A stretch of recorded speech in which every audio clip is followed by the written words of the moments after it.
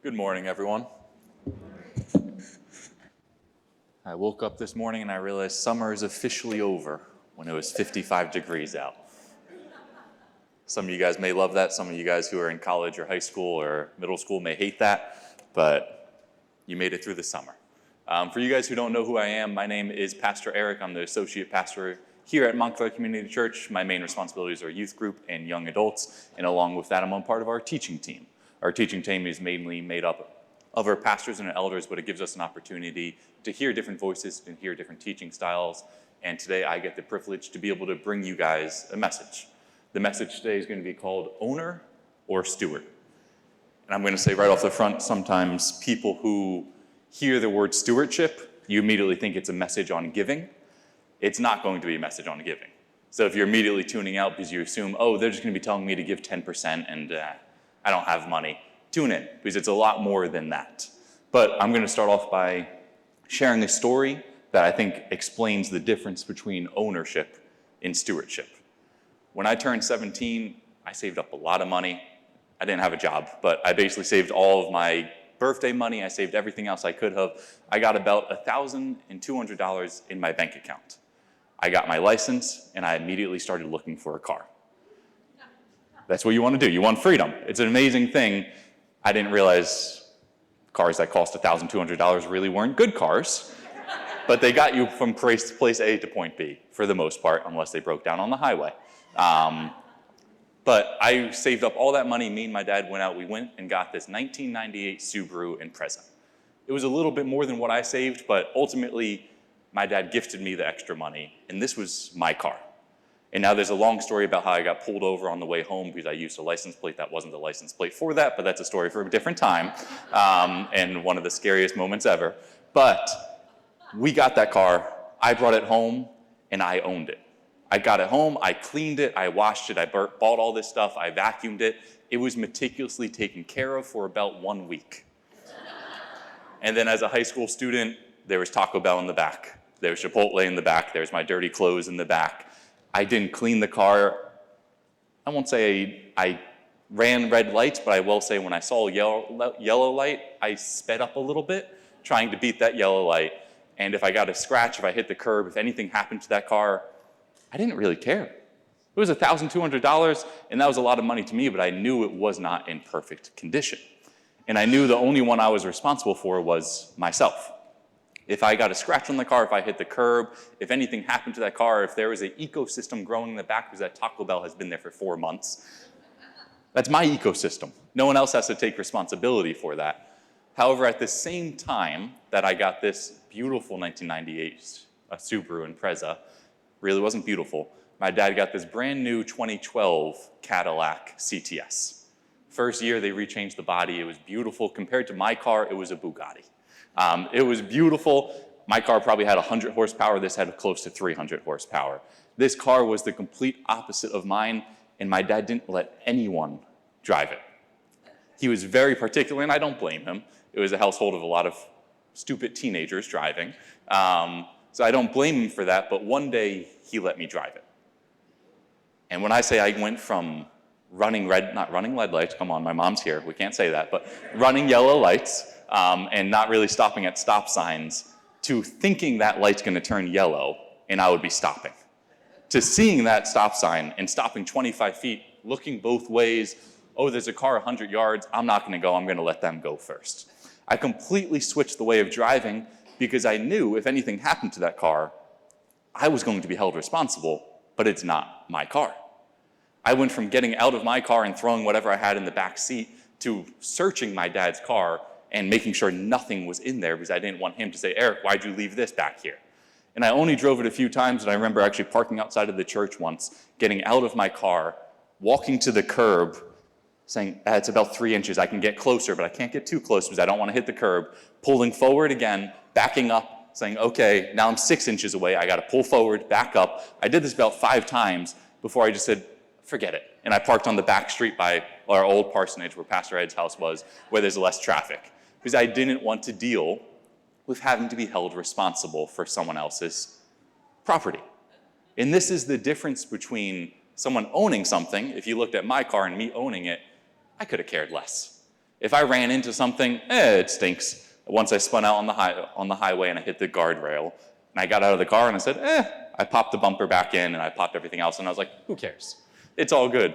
But in my dad's car, it was the complete opposite. I made sure everything was perfect when I got out of that car. I put the seat back in the exact spot I thought it was. I made sure everything was clean. I even once, when it was probably 2 gallons, but I drove it 20-something miles, I went to the gas station down the street and filled up 2 gallons. The guy probably thought I was stupid, but it was like $8. But I just wanted to make sure everything was perfect because I knew at the end of the day, not that my dad was going to yell at me, but I was going to be held responsible for whatever happened to that property. If there was a trash bag in the back, if there was a scratch on it, if there was anything wrong with it, I was going to be held responsible and I didn't own it. Now, the way we're going to talk about this today is very similar to that. However, I think we act like we own so much on our lives, when in reality, God is the owner and we are just stewarding it. Because there's a difference between owning and stewarding. And I think that story about my car versus me driving my dad's car is a good illustration of that. Because there's a huge difference. And a lot of times we act like we own everything and we just kind of treat it however we would. We spend our money however we want to. We spend our time however we want to. We treat our relationships however we want to, not realizing that at the end of the day, we have to return that car. We have to pull into the driveway. My dad's going to get into it. He's going to see, that's 3/4 of the tank of 3/4 of a tank of gas. I had a full tank before. Why didn't you fill it? He's going to look in the back and say, there's Taco Bell back there. I didn't leave Taco Bell back there. We're going to be held accountable for what we do with what God owns. And today we're going to be seeing that through the story that Dave Howard read, but we're going to go through again in a parable that is called the parable of the talents. And we're going to read that going not verse by verse, but we're going to take it in easy to understand sections. So we're going to start with verse 14, and it reads, "For it will be like a man going on a journey." So for anyone who reads the Bible and understands, when you read "for it will be," there should be a question that comes into your mind. What is it? What is it talking about? It doesn't say "for this will be." It doesn't share exactly what it is. It says "for it will be." And what's really important for our understanding of this parable is that this parable is the third of 3, but it's the last of the 3 parables that all talk about the kingdom of the heavens. And we read that in 2 parable goes, Matthew 24, verse 44. "Therefore, you also must be ready, for the Son of Man is coming at an hour you do not expect." And then the parable right before this starts off by saying in Matthew 25:1, "Then the kingdom of the heaven will be like 10 virgins who took their lamps and went to meet the bridegroom." So it's very clear that this is a continuation of those 2 parables before, and it's going to continue to talk about the kingdom of heaven. So that's what this parable is trying to portray. And then we read this again, we'll read the same verse again, but it reads verse 14. "For it will be like a man going on a journey, who called his servants and entrusted to them his property." And this is where we get a kind of character introduction. We now know that the parable is going to be talking about the kingdom of heaven, and we get our characters who are being introduced. There's this man who is going on a journey who called his servants. So we know this man that is going on a journey is wealthy. He's a master, he's an owner, he owns these servants, and he's going to be going on a journey.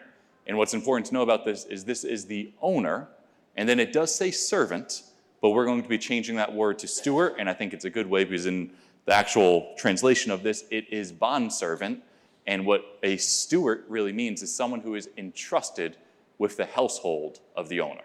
And what we're seeing right here is that the owner is entrusting his property to the servants, which therefore makes them stewards of his property. But we see when we dive a little bit deeper, and these are the 2 things we're going to kind of dig into, and then we're going to stick in the scripture and we'll get to application later. But we see the owner is really God. The owner is God. God owns absolutely everything. And in this parable, the owner in this parable is related to God. We see even in Psalms 24:1, "The earth belongs to the Lord, and so does everything in it. The world belongs to him, and so do all those who live in it." The owner in this parable is God. And that's very clear. And the servants, on the other hand, are us. We're the ones who manages what God has given us. See, in 1 Corinthians 4:1, this is how one should regard us, as servants of Christ and stewards of the mysteries of God. So ultimately, to set the scene, this parable is about the kingdom of heaven. There is an owner, and there are 3 stewards or servants. The owner represents God, and the servants represent us. And I think that's important to lay the foundation so we can all understand what happens in this, and we can all get a same understanding. But from here, we're going to kind of stick just in the scripture, and we're going to see how this story folds out. So verses 15 through 17 read, "To one he gave 5 talents, to another 2, and to another 1, to each according to his abilities. Then he went away. He who had received the 5 talents went at once and traded with them. And he made 5 talents more. So also he who had 2 talents made 2 talents more." Now this word talent, if you're talking about talent, you're talking about juggling, standing on one foot, being on a unicycle. That's what we think talents really are. Talents is actually a measurement of weight. It was about 70 to 80 pounds, and the word talent actually gives us a little bit difficulty in understanding how much it is, because it could have been silver, copper, or gold, but it kind of becomes very standard, and a lot of commentaries state that it was about 20 years worth of salary, which is no joke. 20 years worth of salary for just one singular talent. So I was a little bit curious on how much that would be worth just in New Jersey, and I just took minimum wage, which is $15 an hour. I know a lot of people make more than that. Some people may make less, but you should talk to your bosses because that's illegal. But if you're talking $15 an hour for 20 years, that means one talent is equal to $600,000. It's a lot of money. So that means the man who got 1 talent was handed a check with $600,000. The man that got 2 talents was handed a check with $1.2 million. And the man with 5 talents was handed a check with $3 million. And now that number goes up significantly if you would take the just medium salary of New Jersey. But I didn't do that math, so I can't talk about that. But this is important to know because this is not just $100. This is not just $200. This is a lot of money. This is 20 years of this owner saying, hey, here's 1 talent. This is equal to me having a servant for 20 years completely paid off.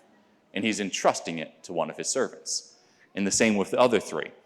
And what I find even more interesting than the fact that, hey, he gave all this money, he didn't give any instructions.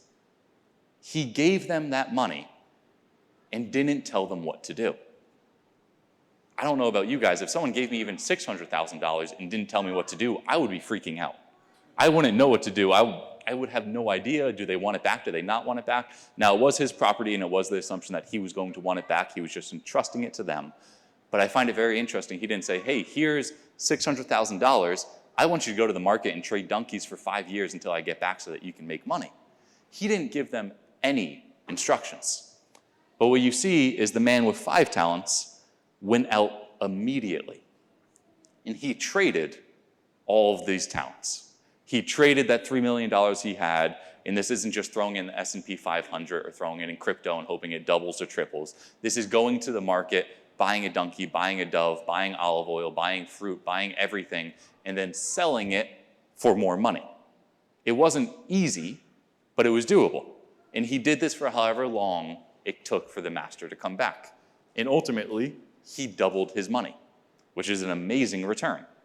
He went from 5 talents to 10 talents. He went from $3 million to $6 million.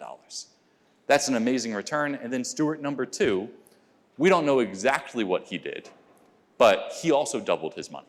He went from 2 talents to 4 talents. He went from $1.2 million to $2.4 million. But if you guys remember the characters, there are 3 stewards. So let's see what the 3rd steward did. Verse 18. But he who had received the 1 talent went and dug in the ground and hid his master's money. This was one of the most common ways to make sure your money stayed completely safe. There was banks, there were things like that people could hold money, but if you wanted absolutely no chance, no risk of losing anything, what they would do is go into the middle of the woods where no one else was nearby, dig a big hole, because by the way, this was 70 to 80 pounds of metal, put it in there, cover it, and then leave it until the master, until someone came back. Now, what's important to know about this is you normally wouldn't do this with someone else's money. You would do this with your prized possessions. So we see that this steward here is acting more like an owner than a steward. He's acting like, hey, this is my money, versus, hey, this is my owner's money, and I should be responsible for it. But it was very common, and what this tells us about the steward is he didn't want to lose anything, but he also didn't want to gain anything. He wanted to keep the talent, but he didn't even want interest on it. And we read a little bit more about this when the owner comes back, and he comes back in verse 19 through 23, where it reads, "Now after a long time, the master of those servants came and settled accounts with them. And he who had received 5 talents came forward, bringing 5 talents more, saying, 'Master, you delivered to me 5 talents. Here I have made 5 talents more.' His master said to him, 'Well done, good and faithful servant. You have been faithful over a little, and I will set you over much. Enter into the joy of your master.' And he also, who had the 2 talents, came forward, saying, 'Master, you delivered to me 2 talents here. I have made 2 more talents.' His master said to him, 'Well done, good and faithful servant. You have been faithful over a little. I will set you over much. Enter the joy of your master.'" We don't know how long the master was gone. We don't know whether it was 5 weeks, whether it was 5 years, 10 years, 20 years, 30 years, which is also, by the way, because it's about the kingdom of heaven. We don't know when that's going to come back either, but we don't know how long that took. But when he came back, he was ready to settle his accounts. He's saying, "Hey, I gave you 5 talents. What did you do with it? Where is it? Is it all gone? Do I have more?" And the guy who had 5 talents said, "I doubled it. It's now 10 talents. And his response was, "Well done, good and faithful servant." And then he said, "I'm going to put you in charge of even more. You now have 10 talents. I may give you 20 talents. You have proven yourself faithful with little." I don't know since when 5 talents was little or since when 3 million was little, but for God it is. "And I will give you even more." And he says the same exact thing to the man who has 2 talents. He says, "Well done, good and faithful servant, and I will give you and put you in charge of even more." And then what's really cool is at the end of that, he says, "Enter the joy of your master," which means very simply, have a closer relationship with your master. In this parable, since we know it's a parable and it's not a true story, it's talking about coming into the kingdom of God. It's saying, "I have trusted you with little. You have done well with that. I will give you more, and enter the kingdom of heaven," which is amazing. He says this to the first 2, and what I want to point out here is there is no difference between the man who made 5 talents and the man who made 2 talents. He didn't say, "Oh, well, since you made 5 talents off your 5 talents, you're better than the guy who only made $1.2 million because you made $3 million. He treated them the exact same. Because the importance wasn't on how much you had, but on how you handled it. And they both went immediately. One went to trade, and the other one, we're not sure what they did, but they went immediately to work and continued to work until the day the owner came back. And they used their talents wisely. But as we know, steward number 3 didn't quite do the same thing. And now, by the way, when I first read this when I was a teenager, I actually liked steward number 3. I thought it was a smart thing. I was like, hey, he just dug a hole. Like, he can't lose any money. That's great. I mean, maybe a high yield interest savings account would be better, get 5% back, but you still can't lose any money. I'm like, that's a smart choice. These other men could have lost everything. But that's not quite how the owner saw it. And we read about that now. Verses 24 through 25. He also, who had received the 1 talent, came forward, saying, "Master, I knew you to be a hard man, reaping where you did not sow, and gathering where you scattered no seed. So I was afraid, and I went and hid your talents in the ground. Here, have what is yours." And again, it doesn't sound like that bad of a thing, right? If I gave you guys $600,000 and 5 years from now I came back and said, hey, where's my $600,000?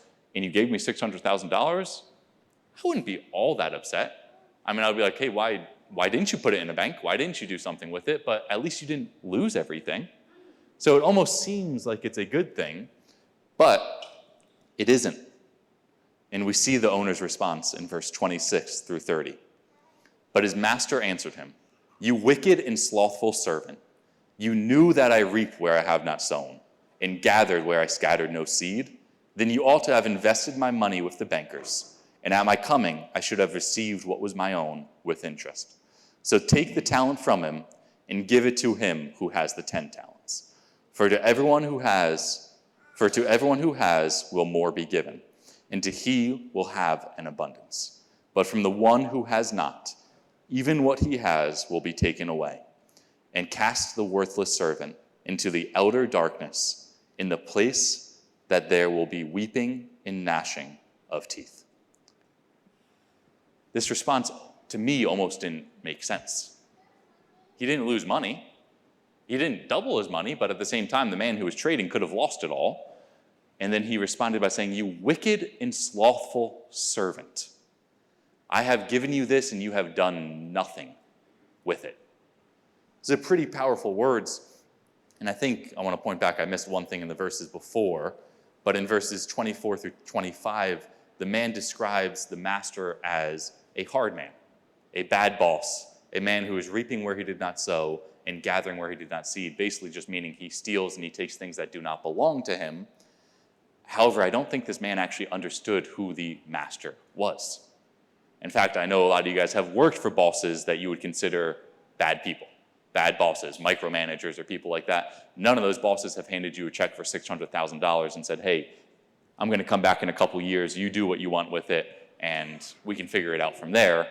It doesn't sound like he's that kind of boss. And in fact, even in these verses, he doesn't say he's not a wicked boss or a hard boss, but he kind of gives him a sarcastic response. Said, "If you knew that I reap where I sowed, if you knew that I stole other people's crops, if you knew all of this, then why wouldn't you have known that I expect more of you?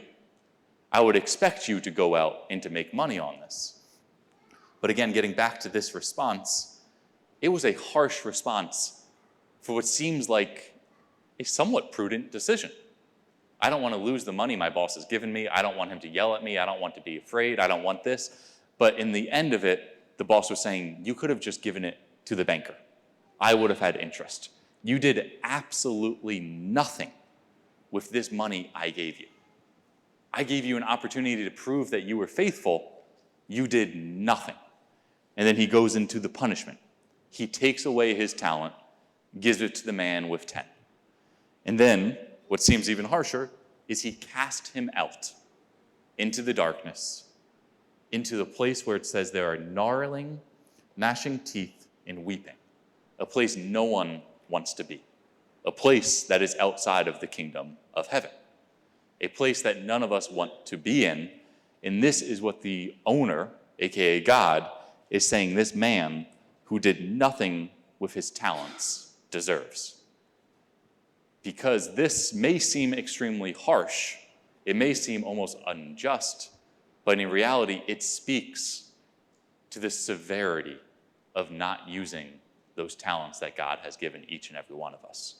It speaks to the severity of when God gives you something and we dig a hole and say, "I'll get to it later," and forget about it for 55 years as we live our lives, the severity he has in looking at that. And now there's a few lessons we can learn from this. And the first one, very simply, is God owns, we steward. God owns absolutely everything. God owns your relationships. God owns your finances. God owns your time. God owns your abilities. God owns your teaching abilities, your sports. Everything you do, God owns, and he has lent you that. He has given you that. He has equipped you with that. But there will be a time at the end where he says, "Hey, what did you do with that? I gave you that ability to teach. What did you do with that? I gave you that salary that was above average so you could bless others. What did you do with that? I gave you more free time. What did you do with that?" Because at the end of the day, and we'll read even more about this in James 1:17, where it says, "Every good gift and every perfect gift is from above, coming down from the Father of light, with whom there is no variation or shadow due to change." Very simply saying the same exact thing I just said, God owns everything. anything we have in our life, even if you think you have worked the hardest to get it and to deserve it, that was given to you from God. He owns it. And when we act like we're an owner, and we act like we are only going to be responsible to ourselves, we act like me with my car. I get a scratch on it, I don't really care. I bring it back with 1/4 of a tank of gas, whatever. Or we can realize I don't own this and take as great care and do everything above and beyond because we are just stewarding it. That's the first lesson, is God owns, we steward. The second one is there are different talents, but we all have the same responsibilities. And if we look back even just to the same parable, in verse 15, it says, to one he gave 5 talents, to another 2, and to another 1, to each according to his ability. He gave them talents according to their abilities. He gave them all different talents. He gave one $600,000, one $1.2 million, and one $3 million. But to you, he might have given you a salary that's $50,000. He might have given someone else a salary that's $100,000. He might have given another person a salary that's $250,000. He might have given one person a lot of relationships with non-believers. He might have given another person with significant relationships with their family. He might have given another person a really close friend who needs them right now. Everyone has different talents. Everyone has different things God has given us, but we all have the same responsibility. It doesn't matter if you can't sing. In fact, with this mic on, I was in the back there singing to the song that everyone was singing, and I was really praying Peter had the mic on mute, because it would have been really ugly if you guys heard me sing. But I don't have that ability at all. But that doesn't mean I should look at the worship team and say, I don't have the same responsibility. I still have the same responsibility to praise and glorify God.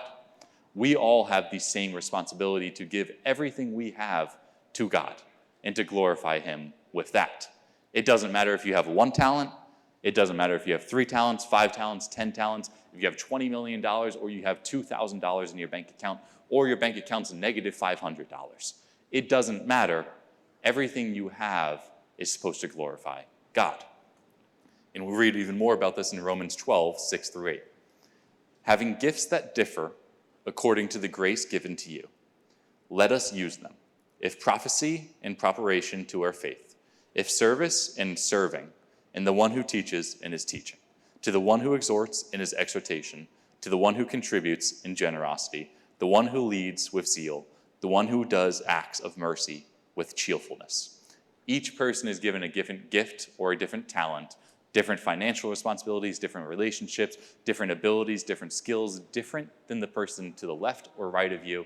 We are all unique. However, the goal in our responsibility is to be diligent with it, to be responsible with it, to be like the steward that went out immediately and went there. And in fact, that is our third point that we can learn there, is we need to be diligent stewards.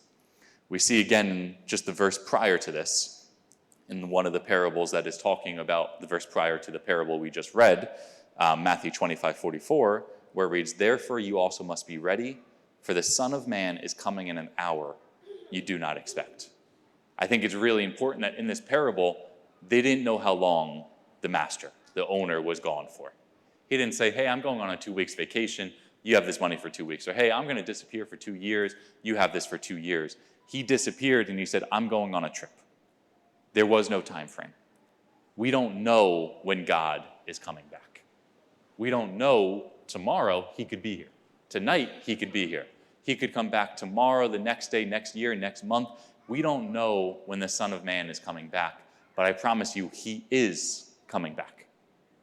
And do we want to be caught with all of our talents, with all of our gifts, with everything he's given us in a hole that we haven't touched for 20 years because, I don't have enough time, I don't have enough money, I don't have enough energy to use it right now. I have a lot going on. I'm getting my career going. I have some family issues. My boss is really tiring me out. I'll get to that, but just not today. And then just not today turns into just not this week, or just not this month, or just not this year, or not just this decade, or not just my entire life. You see, the second we bury it, we can forget about these talents. The second we start thinking we own it and we're not going to be held responsible for that, we don't become diligent stewards. We ultimately let our fear and laziness, which is exactly what the owner said when he came back, "You slothful and wicked servant, you have done nothing with what I have given you." We don't want that at the end of the day. What we want to hear is, "Come into the kingdom of heaven. You have done well, my good and faithful servant." And it may seem harsh, however, it is the truth and reality of that. And before we get to kind of our final points, I want to make this a little more personal, because we've been using the words talents, and I've kind of alluded to talent is much wider than just money. It is money, and back then it was in reference to money, but the talent, meaning the talent the parable has talked about, is much more than that. It's your relationships, it's your finances, it's your time, it's your skills and abilities, it's what you do with your free time, it's what you do with everything we have. And the way I want to make that a little more personal is, let's say we have two stewards, one that makes $100,000 and the other that also makes $100,000. Decent salary. In New Jersey, it doesn't go as far as it would in Kansas, but it does go far enough. But the man number one, steward number one, the godly man, he makes sure he gives money to God. He makes sure the first that comes in is the first that goes out. He gives money. He pays all of his bills on time. He saves for the future. He does everything he's supposed to. He lives a life that is frugal, doesn't live in debt, and he lives the way that he is supposed to, and he is always looking out for others. If someone at the community group he's a part of says, "Hey, I need help moving," he may help chip in for that. If someone says, "Hey, I know this missionary that is in need of just $100 more a month," and they were fully funded, he says, I'm doing it. He is ready to give and be ready for anything. Steward number two makes the same amount of money, has the same responsibilities, but has spent his money on a lot of not the best things. He has 2 car payments, he has a house payment, he has all the same stuff, but when it comes down to the money he has in excess, he spends it on a new camera that he doesn't use. He spends it on a bunch of Starbucks drinks, which this week I found out one Starbucks drink can cost as much as $10, which is crazy to me. But stuff's expensive. He goes out to eat all the time. He spends all of his money. And in fact, he doesn't have any money because all the money's gone. He's actually living with credit card debt and he has no money. And he feels like, I can't give to God. I can't do anything for others. And I understand life is very difficult. And I want to be very clear. These examples I'm going to explain are very black and white. Life are never that way. But in this example, he spends 90% of his income on non-necessities. He spends all of his money on things he doesn't need. And when it comes to the church saying, "Hey, we need just $100 more in order to support this missionary going to France or going to Congo or going anywhere else in the world," he says, "I really wish I could, but once I pay off this debt, or once I do this, or once I do that, or after I get this new thing for my car, then I'm going to give." He's saying, I have the same, but he's treating it differently. He's treating it like he owns it. And let's go to one we can all relate to, is everyone's busy, everyone has a lot going on, but if you take 8 hours of work, 8 hours of sleep, and a couple other hours, everyone has at least 4 free hours a day. Minimal. It's more like 6, but I understand some people, you got to commute from the city, you got to do other things, you have different responsibilities, so let's just make it 4 free hours. Man number one, during that time, spends a very intentional time. He gets home from work, he puts his phone upstairs, doesn't look at it, spends quality time with his spouse or her spouse. He spends quality time with his kids. He calls that friend he knows was struggling on his way home as he's commuting to say, "Hey, how are you doing?" He makes an intentional time on the weekend to talk to his neighbors that aren't Christian, inviting them to church, inviting them over for dinner, making sure they're taken care of, and making sure they know he's always there. Now, man number two has those same 4 hours, but when he gets home from work, he's exhausted. It was a long day in the city. His boss wasn't a great man. He just wants to sit down and relax for 30 minutes. He gets home for 30 minutes and just ignores everyone else, his family and his kids, because he needs to relax. Then it comes to dinner time. He's on his phone. He's answering emails. He's doing other things. He's distracted. And it comes to when his kids want to play with him or her, and they're saying, "I'm just exhausted. I can't do this. Wait until the weekend. I'll have more time then." His family calls him, and he kind of puts it on hold and says, "I'll talk to them later." And then when it comes to the end of the day, now it's now 2 hours before he has to go to bed, instead of using that time efficiently and praying and using it to read scripture and seek God or join a community group, he sits down and watches the new episode of, I don't even know what a good episode of anything out is anymore, but whatever the Netflix #1 show is right now. Then we have 2 more examples, and we'll run through these quick, but with our relationships, it's the same thing. Man #1 may use his relationships very intentionally. He may view a relationship as an ability to grow and show Christ to them, and he uses that for his spouse, for his kids, for his coworkers, for his bosses, for everyone. Man #2 may look at his relationships in his life and look at them as problems to solve versus people to love.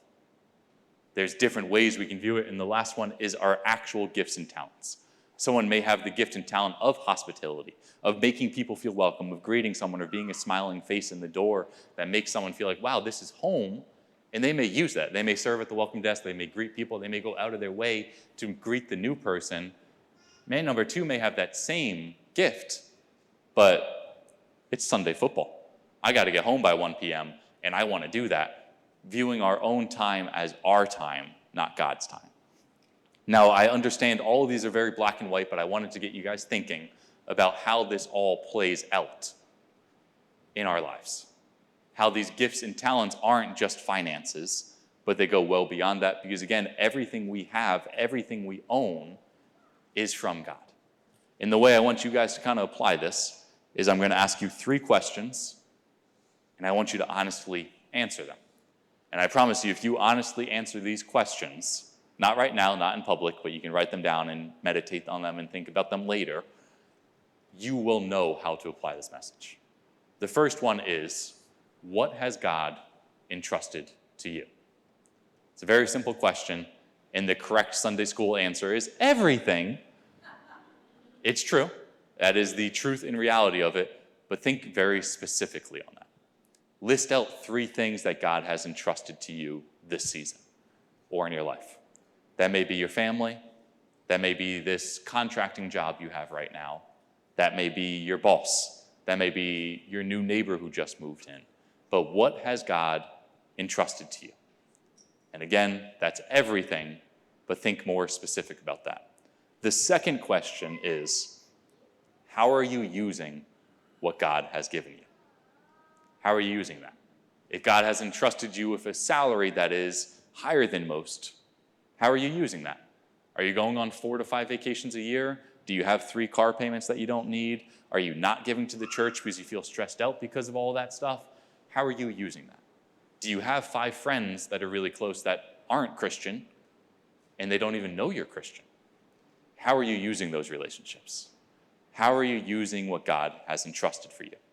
And the last one is, are you prepared to give an account for how you have stewarded that? God has entrusted you with so much. Even if he's only given you 1 talent, that is a lot. If he's given you 2 talents, that's even more.